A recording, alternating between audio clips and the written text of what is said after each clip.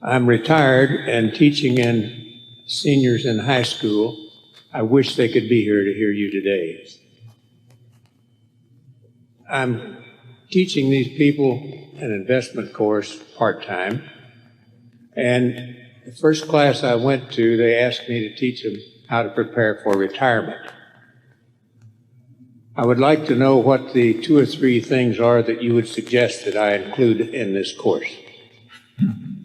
What the hell does Warren know about retirement? Yeah, we haven't even thought about it.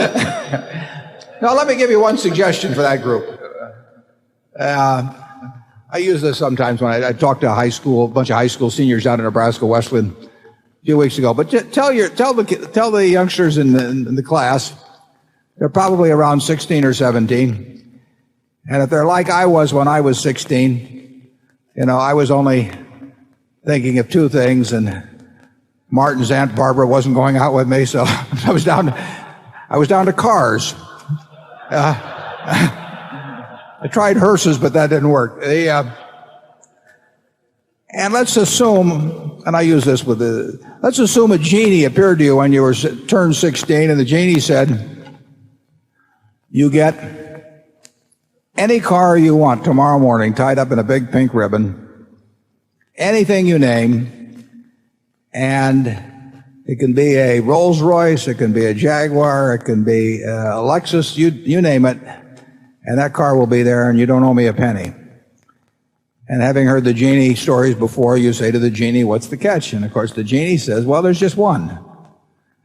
That car, which you're going to get tomorrow morning, car of your dreams, is the only car you're ever going to get. So you can pick one, but that's it. And you still name whatever the car of your dreams is, and the next morning you receive that car. Now, what do you do knowing that's the only car you're going to have for the rest of your life? Well, you read the owner's manual about 10 times before you put the key in the ignition. You keep it garaged. You change the oil twice as often as they tell you to do. You keep the tires inflated properly. If you get a little nick, you fix it that day so it doesn't rust on you. In other words, you make sure that this car of your dreams at age 16 is going to still be the car of your dreams at age 50 or 60 because you treat it as the only one you'll ever get in your lifetime. And then I would suggest to your students in Phoenix that they are going to get exactly one mind and one body.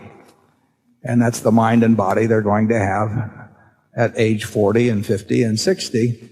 And it isn't so much a question of preparing for retirement precisely at those ages. It's a question of preparing for life at those ages, and that they should treat the importance of taking care and maximizing that mind and taking care of that body in a way that when they get to be 50 or 60 or 70, they've got a real asset instead of something that's rusted and been ignored over the years. And it will be too late to think about that when they're 60 or 70. You can't repair the car back into the shape it was. You can maintain it. And in the case of a mind, you can enhance it in a very big way over time. But the most important asset your students have is themselves. I will take a person graduating from college, and assuming they're in normal shape and everything, I will be glad to pay them, probably $50,000 for 10% of all their earnings for the rest of their lives. Well, if I'm willing to pay them 10% for $50,000 for 10%, that means they're worth $500,000 if they haven't got a dime in their pocket, as long as they've got a good mind and a good body.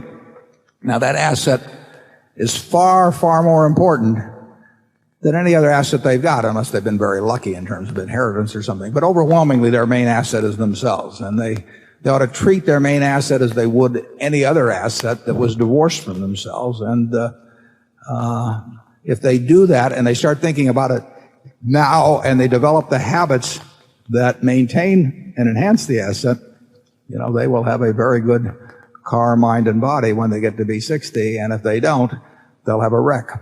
Charlie?